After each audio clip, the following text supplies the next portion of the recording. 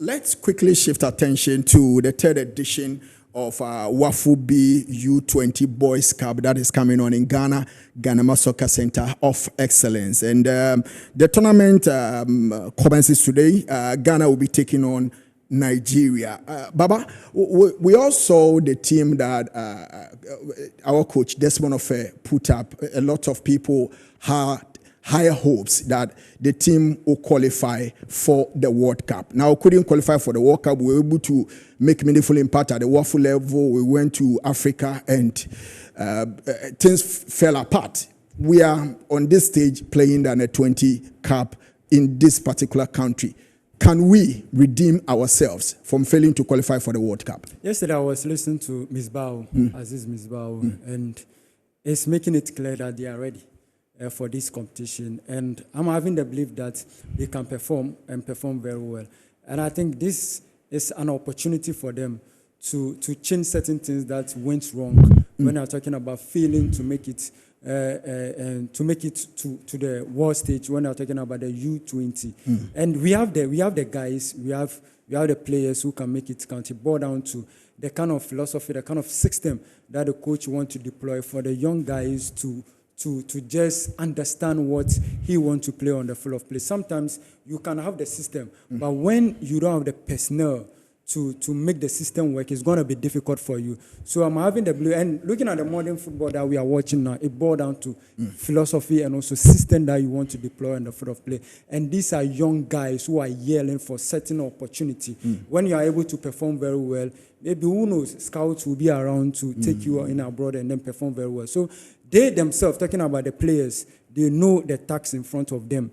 They know what they need to do. Failing Ghana, not making it to the World Cup, this is another opportunity for them to change the script and make it count that, look, maybe it was a mistake not qualifying for the World Cup, but we are capable of making Ghana proud. And I'm having the belief it's going to be difficult playing against Nigeria. We all know Nigeria. They are having it, but it's going to be a tight game, honestly speaking, looking at Nigeria and where they are coming from. But I'm having the belief that we can make it count. When it comes to our meetings with Nigeria, it has always turned out to be something that cannot be taken as just a friendly or whatsoever. I mean, we met them at the WAFU level. We were being put in at our proper place. I think the last CHAN team, the Black Galaxies, we were also beaten by Nigeria.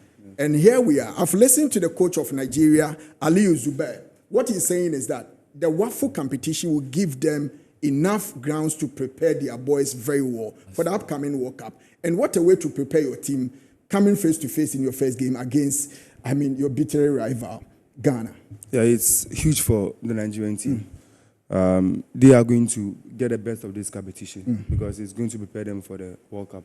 And for Ghana, it's just a mere formality. We don't have anything huge at hand, but I just feel like we can use this to continue our squad building. You look at the squad that represented us at AFCON. A chunk of them are not going to be part of this team. And we are even yet to see the squad. That is the players that are going to participate in this competition. But I know a few players, a few decent players who are in the squad. Abdulaziz Misbah, who has been with the squad for more than years now. Peter Amido of Asante Kotoko. You have Kelvin Nkrumah, who was part of the team that won the WAFU. He was part of the team that played in the WAFU and qualified Ghana to the AFCON. He was also part of the team that won the All-African game. So these guys are coming together to play for Ghana in this competition. Against Nigeria in the opening game, like I said previously, it's not going to do us so much good. For the Nigerians, they have a lot to pick up from this competition. And I'm just hoping that we will be able to redeem ourselves. Because when we went to the AFCON, I think we started the competition very, very poorly. But in that game that we lost, in that game against Egypt, I thought we played very, very good. But things didn't go our way. And against Nigeria, he spoke of the rivalry. And let's not forget that at the WAFU, where we lost in the final, we lost to Nigeria, where they defeated us by 2-1. So this game is a sort of a revenge. And let's not forget that in recent years, our Nigerian brothers have beaten us in almost every competition. We lost to them. The CHAN team lost to them. Our Under-20 team lost to them. The Black Stars also lost to them in London. So this is a must-win game for the team. If we are able to win this game, it will put the team in a very good position to advance to the next stage. You have been writing a lot about this particular team, and like I made mention, the expectations were really high for us to see our team playing at the World Cup. How disappointed are you not seeing this team qualifying for the World Cup? I'm livid. I'm very disappointed that this team has not been able to qualify for the World Cup. Because look, we've said a lot about Coach Desmond Ofe, how he has been able to groom these boys, and then I think he has done it with the All African Games. He has done it at the WAFU. He needed to do it at the AFCON because that was the proper assessment. That was the proper way that we were going to assess him. However, his team went there and we were unable to qualify to the competition. For me, I think we need to learn from that disastrous performance in that campaign. I felt we relied heavily on individual players. I felt Coach Desmond Ofe somehow shifted or moved away from what he has built and then was heavily relying on individual players. Okay. Look at someone like Jerry Efui, who had to move back to Spain and then come back, and then he started that game against Egypt. So I think we were relying heavily on individual players instead of focusing more on building a team. I'm really disappointed that we are not going to play at the Under-20 World Cup. And then I think the last time that we played at the Under-20 World Cup would be in if I'm not in 2017. Yeah, 2017. Yeah, because the 2020 edition was cancelled due to the COVID pandemic. Right? The COVID pandemic. Yeah.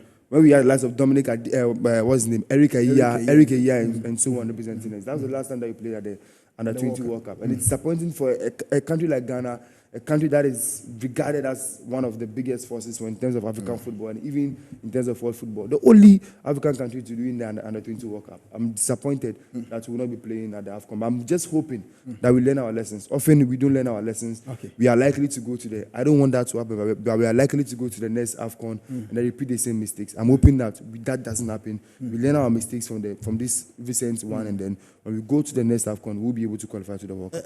Eli, from the organizational point of view, I mean, Ghana Soccer Center of Excellence right here in Ghana is hosting this competition or this tournament. Can one conclude that then it means Ghana, we've been able to put our house in order? The question is, for a continental tournament, is Ghana Soccer Center of Excellence the best venue to host a competition like this? Because for a major tournament, you need fans to be in attendance. Do we have a capacity that can accommodate as many fans at the Ghana Soccer Center of Excellence? Because that place is supposed to be more like a training hub for national teams, preparation and all of those things. So for a tournament like this that you are hosting the rest of Africa and you're bringing it to a training center or a recreational training center for your national teams, is that the right place to host it? So somehow we are also lacking facilities as a country. Okay. A footballing nation who do not have enough sporting facilities to host the rest of Africa. We did it in 2020, where Ghana won it. It was played Cape Coast, Accra. Now our stadia is deteriorating, so we cannot even host this high-level competition. We're taking it all the way to Pram Pram. So we are retrogressing gradually in our football. And if you look elsewhere around us, our neighboring countries are investing heavily into grassroots football. Okay. They're taking it a notch higher into academy systems. How many academies do we have in Ghana who we can say, when we go to this number of academies, will produce top-notch talent for us to assemble the best players on the grassroots level all the way and progress them to the highest level. Right to Dreams have come to our rescue on several occasions, and most of the players in our national team and the players who are doing very well abroad now are products of Right to Dream. Exactly. Now, this an individual, Tom Venom, who has taken it upon himself to come and invest into Ghana football and is able to nurture these talents for us. How many more Ghanaians can take up this initiative and say, okay, well, I also want to do it. We've seen the likes of Kempong Academy coming through and all of that, but how well are they heavily investing into this to get the best of talents? So we are still not getting there. If you look at Ivory Coast, there are so many academies that are at their disposal, and these even academic teams are qualifying to CAF competitions, and they're playing regularly in the CAF Confederations Cup, CAF Champions League. You go to Burkina Faso, they're emulating the same thing. Go higher to the North Africans, they are even doing way more. And just recently, Tom Venom has gone to open a huge academy in Egypt, just to find a way of investing into that system, because the Egyptian football is growing. So if I also put my investment in there, I recruit. So how are we? I don't know what our businessmen, if I had the money, I'll surely invest. But the businessmen who are reaping good fortunes here, how are you also putting money back into the system to help other people. It's not about just earning money for yourself and your family, but it should also have an impact in the lives of these. Because if this young boy comes and says, "Oh, thanks to so and so and so, I'm a top-notch footballer, I'm earning so much," Kudus is now going to sign for Tottenham Hotspur. Tottenham Hotspur, yeah. Obviously, Tom Venom will make proceeds of that transfer Exactly. fee, and it will keep growing. He'll keep becoming big and richer.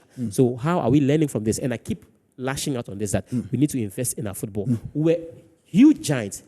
We qualified for the World Cup in 2006. And we made a huge statement. We followed up in 2010, and we went again 2014. Now we are regressing.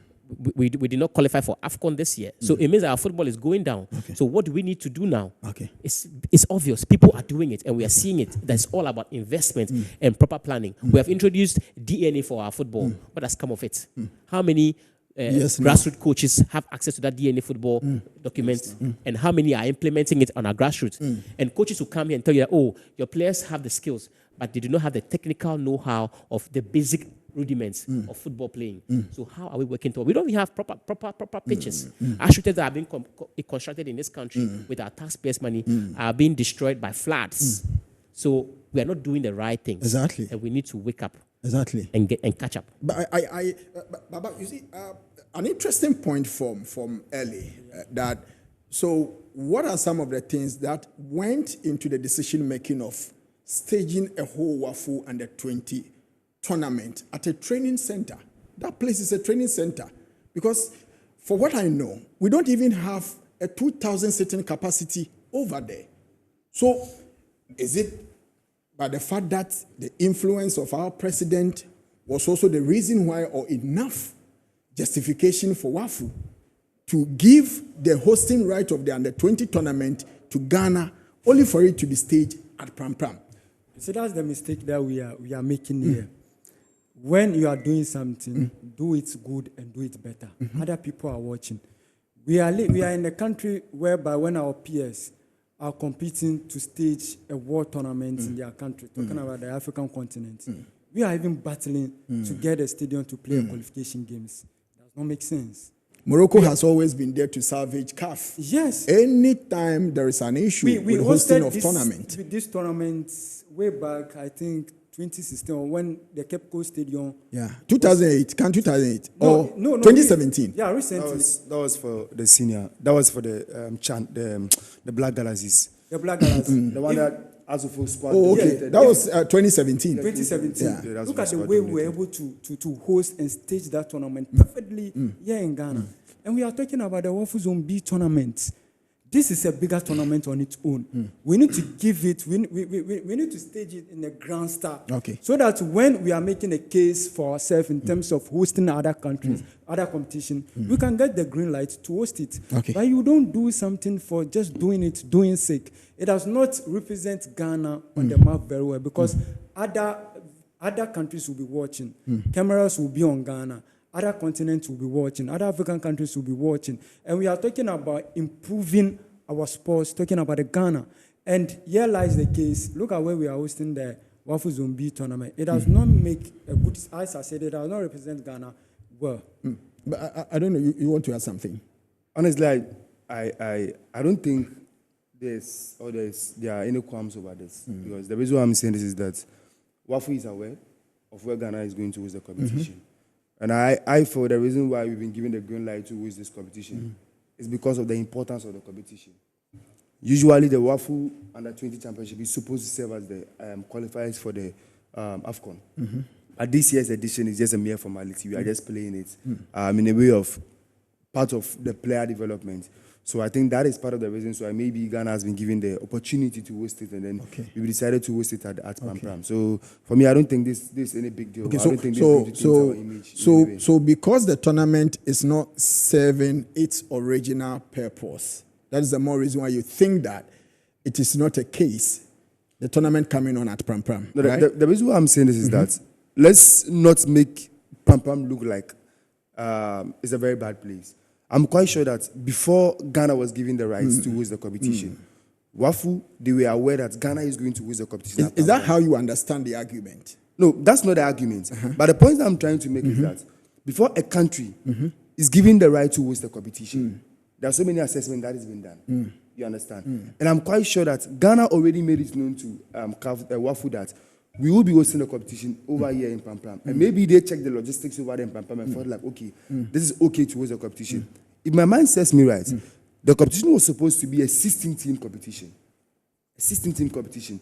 And I'm quite sure due to the fact that the competition was going to be staged at Pampram, which I feel maybe is not huge enough to accommodate all the 16 teams. And that is why it was slashed down to what? To the usual 7. So I think maybe WAFU looked at all the necessary components and realized that, okay, if this is going to be a 7-country tournament, they realize that there are not going to be so many issues if Ghana hosts it at Pampram. So for me, I don't think... We understand where you are coming from. Nobody is trying to say that the leadership of WAFU, or WAFU, didn't make all these considerations before giving the right. What we are saying that we all know what is going on in this country when it comes to infrastructures and co. Now, if it must be done, it must be done right. We've been hosting CAF competitions in this country, but the same stadia that we are using to host these competitions are always in the news for negative reasons. Am I right or wrong? Yeah, it doesn't mean we can play, because we've been pardoned so many occasions, and here the cases. Hosting the tournament at Pampram, is it a right decision? But we agree with you, so let's move on. You are right, but I think it's two different arguments altogether about how we've been pardoned by CAF and how our pitch is always in a bad state. And for me, that is something that I always care about. To find Ghana, a country that has played in the World Cup for 5 occasions, a country that has won the AFCON on 4 occasions, finding itself in a state where we even had to go to Togo. We even had to go to Togo and speak to Togo to get a chance to play on their pitches. Something that I never want to see happen. Look, had we played our game outside this country, it would have been shameful. It would have been the worst thing that could have ever happened to this country. So I'm glad that we are going past this phase. Now I'm hoping that the new NSC, the current NSC, will do their things well. And we saw what they were able to deliver in the game between Accra and Asante Kotoko. The pitch was in perfect condition. I'm hoping that the Babara Sports Stadium, Cape Coast Sports Stadium, Isipon Sports Stadium will all be put in good condition, so our national teams can have all this stadium at their disposal for our international games. Okay, so